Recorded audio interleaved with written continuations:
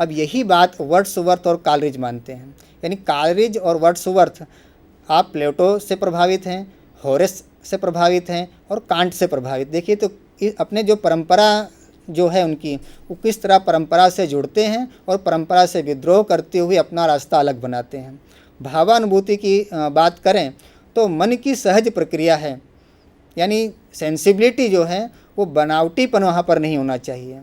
हम जो अनुभव करते हैं, जिस तरह मैं बोलता हूँ उस तरह तू लिख और उसके बाद भी मुझसे बड़ा तू दिख, यहाँ बिल्कुल बनावटीपन नहीं है। भाव बिल्कुल इस तरह से है कि जो हृदय से निकली हुई बात आती है वो है। आप परवर्ती कविता, छायावाद के बाद की जो कविताएं आती वहाँ पर भी, चाहे राजेश जोशी हों, चाहे उदय प्रकाश हों या अन्य कवि धूमिल, ये परवर्ती कवि हों, तो आप देखेंगे कि वहाँ पर बहुत कम इस तरह की बनावटीपन की बात आती है। संभवतः यह है कि छायावाद और उससे पहले की जो स्थिति थी, यानी द्विवेदी युग में, भारतीय समय के संदर्भ में, भारतीय कविता के संदर्भ में वर्ड्सवर्थ का इंटरप्रिटेशन इसलिए कर रहा हूँ कि ये सरलता से समझा जा सके। तो आप देखिए द्विवेदी युग की जो कविता है, उससे हटती हटती कविता बिल्कुल जब आती है और कुकुरमुत्ता तक आ जाती है, या कुकुरमुत्ता से हट करके जब कविता चलती है और आप देखिए कि यहाँ धूमिल तक आती है, या ज्ञानेंद्र पति और इस तरह के जो आधुनिक कवि हैं सुल्तान अहमद तक आती है, तो उसमें देखिए कि बनावटीपन और या इस तरह की काव्य भाषा का प्रयोग बिल्कुल नहीं दिखता है। शायद यहाँ तक आते आते कवियों को यह एहसास हो गया हो कि आम आदमी की बोलचाल की भाषा ही और आम आदमी समझे इस तरह की कविता ही लिखी जाए, तभी उनके लिए उपयोगी होगी। अन्यथा होगी क्या कि उसका इंटरप्रिटेशन अर्थघटन करते करते ही समय बीत जाता है और एक की जगह अनेक। मेरे कहने का मतलब यह नहीं है कि वर्ड्सवर्थ ये कहना चाहता है कि कविता बिल्कुल सपाट होनी चाहिए।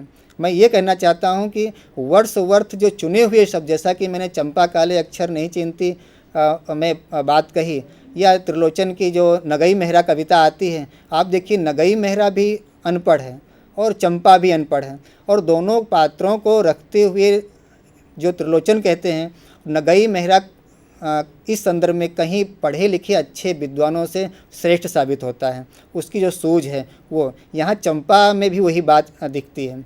तो कविता की भाषा के संदर्भ में और कल्पना के संदर्भ में हम देखें तो ये कांट से प्रभावित दिखते हैं।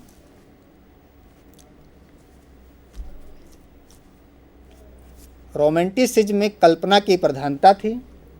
निराला की राम की शक्ति पूजा और संध्या सुंदरी आदि कविताओं में कल्पना का औदात्य दिखता है।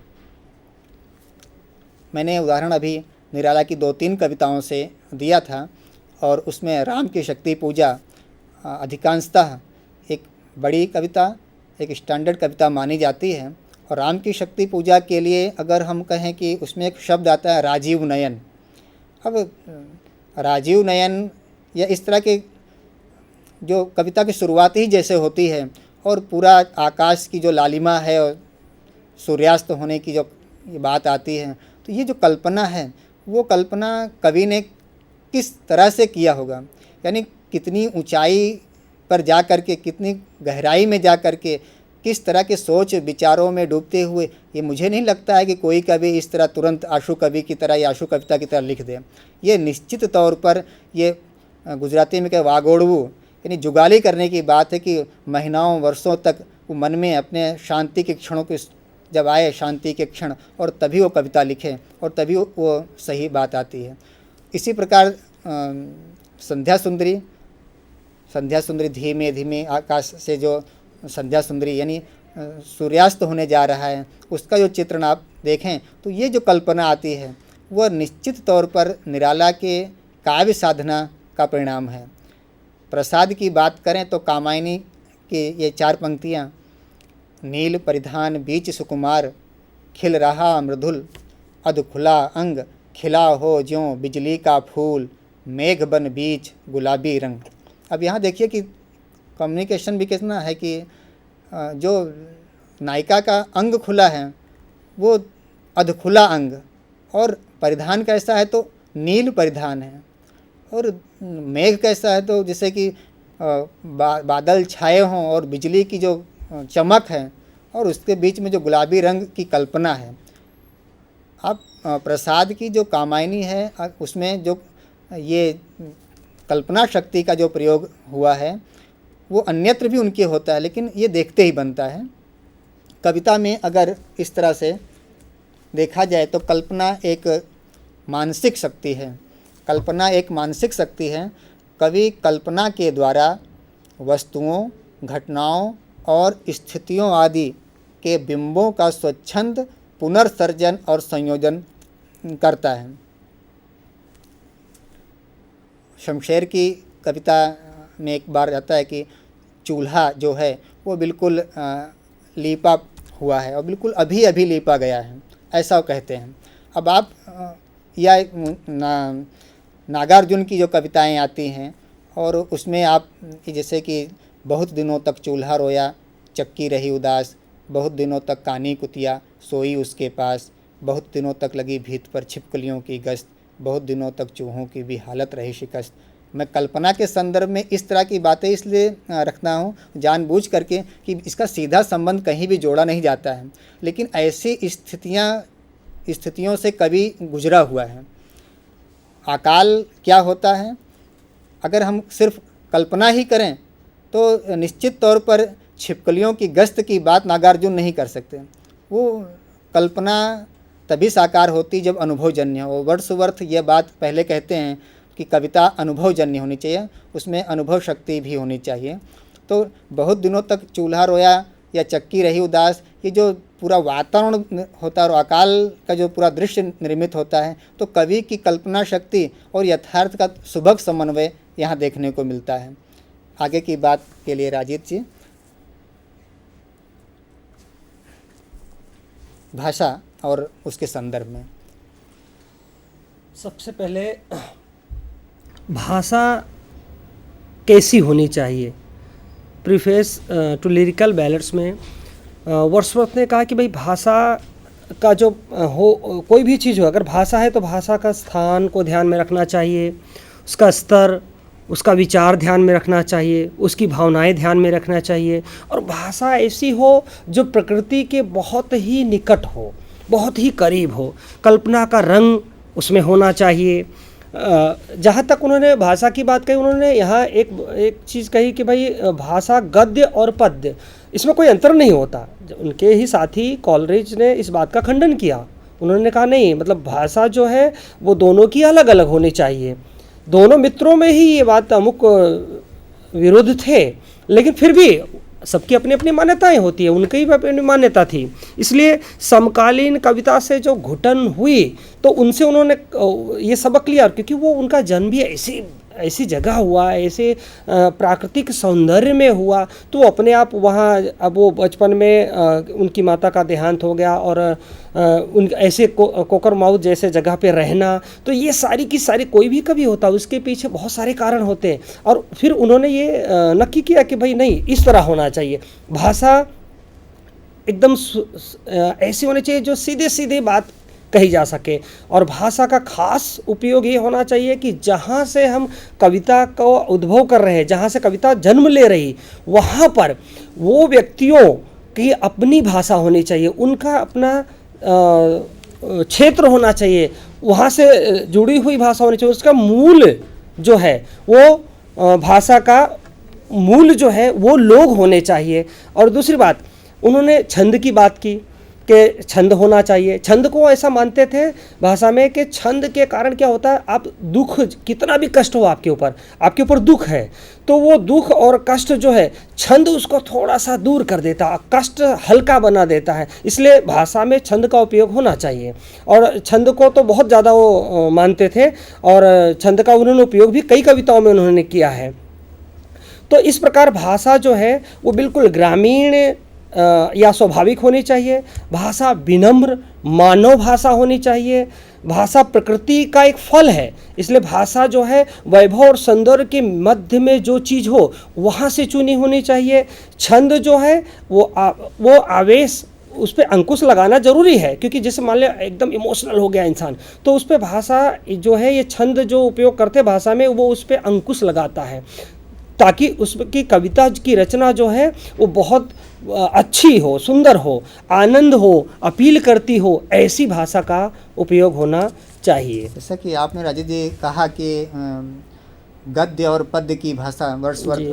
कहते हैं, तो जहाँ तक छंद की बात है तो आप हिंदी के गद्य में भी महादेवी वर्मा का अगर आप गद्य पढ़ें या कोई भी पढ़े जी। तो महादेवी वर्मा का जो गद्य है वो लगता है कि कविता जैसा ही है, क्योंकि वो कवियत्री भी हैं और छंद का अच्छा ज्ञान भी है।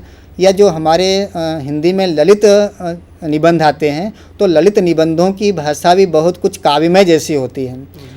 फर्क इतना ही होता है, कविता छंद युक्त होती है और गद्य सामान्य तौर पर ऐसा ही माना जाता है कि छंद मुक्त होता है। तो छंद मुक्त की जो बात आती है तो हिंदी में तो कविताएं भी ऐसी लिखी जाने लगी कि छंदहीन जिसे कहा जा सके। बीच में केचुआ छंद या रबर छंद जैसे शब्दों का प्रयोग हुआ। तो वर्ड्सवर्थ को ऐसा लगता है कि वर्षों पहले इस चीज़ का ये अंदाज था। जैसे इस संदर्भ में आप की जो बात आती है कि भाषा और कल्पना के संदर्भ में, उसके बारे में आप कुछ कहेंगे?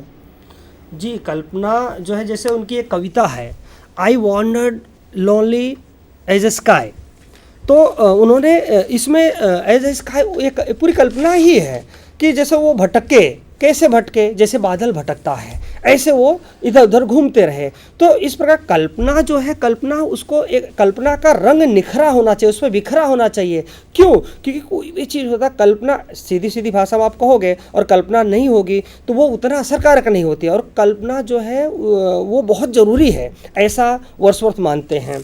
तो जैसे मैं कविता आपको सुनाता हूँ कि I wandered lonely as a sky, I wandered lonely that a sky that floats on high over valleys and hills, when all at once I saw a crowd, a host of golden daffodils beside the lake, beneath the trees, and fluttering and dancing in the breeze। अब ये सारी चीज़ में जो उन्होंने कल्पना का रंग डाला है, कैसे बिखेरा कि मैं भटका, मैं चला, मैं कैसे, जैसे एक बादल चलता है। कहते हैं कि पवन जहाँ ले जाए बादल को, बादल वहीं जाते हैं। That floats over high values and hills, जो उड़ता है ऊपर घाटियों में, या फिर छोटी छोटी जो ऊपर टेकरियाँ होती है या आकाश के नीचे।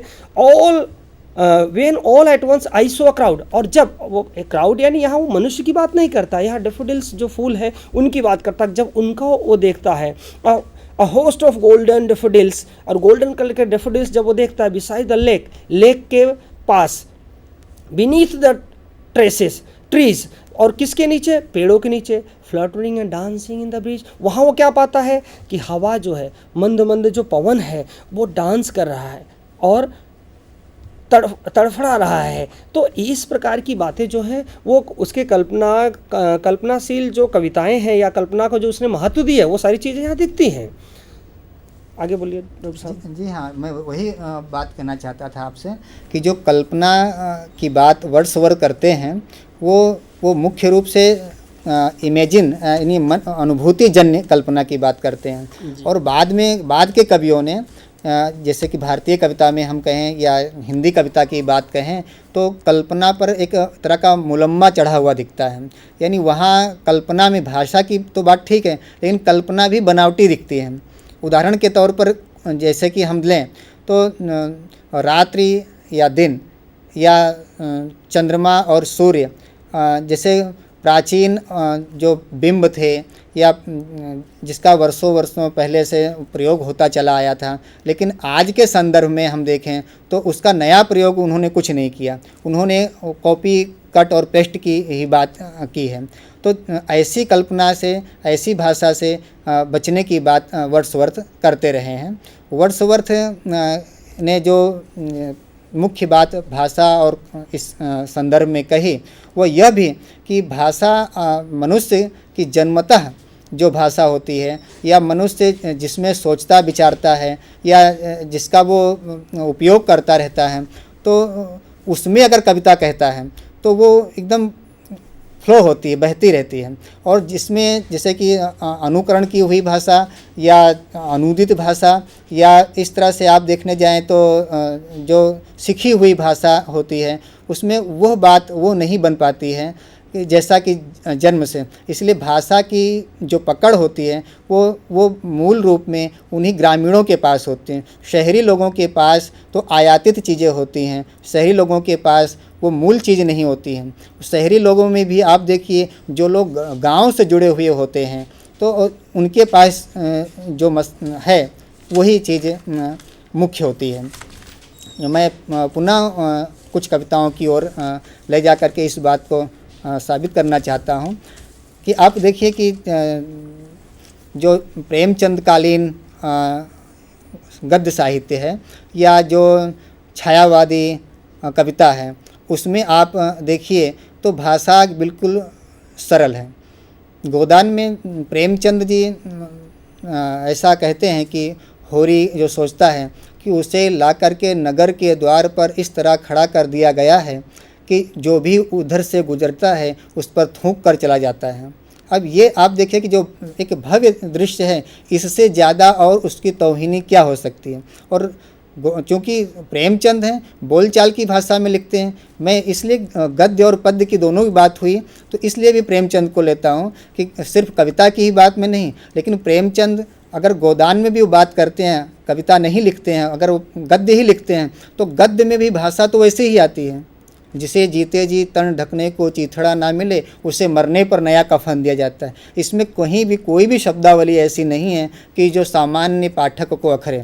और सामान्य पाठक के समझ में अगर जो चीज़ आती है वही मैं मानता हूँ कि मुख्य है। बाकी तो उसका जो अर्थघटन करके चीर फाड़ की जाती है वह तो फिर समीक्षाई की बात होती है, कवियों के कवि के लिए बात होती है, समीक्षकों के समीक्षक के लिए बात होती है। आम आदमी उससे हट जाता है, दूर चला जाता है।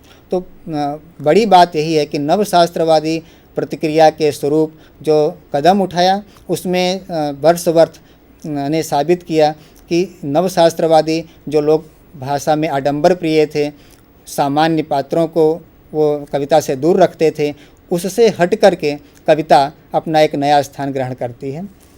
इस संदर्भ में आप देख सकते हैं एक स्लाइड, जब वो कहते हैं कि मेरी कविताओं में ये जो अंतिम शब्द, कवि को वस्तुओं, घटनाओं और स्थितियों आदि का इंद्रिय बोध होता है, उस समय वे अदृश्य हो जाती हैं। तो कौन सी चीज़ें अदृश्य हो जाती हैं? जो कवि के मन में स्थिति थी, जिस चीज़ को कवि ने देखा था, जिन वस्तुओं को, जिन घटनाओं को, जिन स्थितियों को कवि ने भोगा था, उन भोगी हुई अनुभवजन्य